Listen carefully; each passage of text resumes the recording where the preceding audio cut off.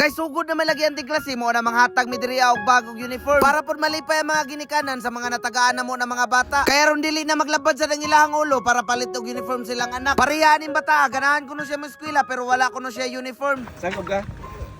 Buta sa rin galon o dong tao. May uniform ka ba? Wala. Eto, may uniform ka na. Magsangkog ka, mag-uniform. Sini-check namin kung kasya ba, kaya pinasuot namin. No! May bagong bag ka, wala. Wow. Maraming salamat po.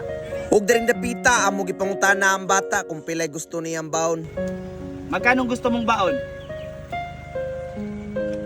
Ilan gusto mo? Jeez. Ha? Jeez lang. 10 pesos? Oh. Oh, 500, 700, 800, 900. Nawala yung 100. Tinax. Sige.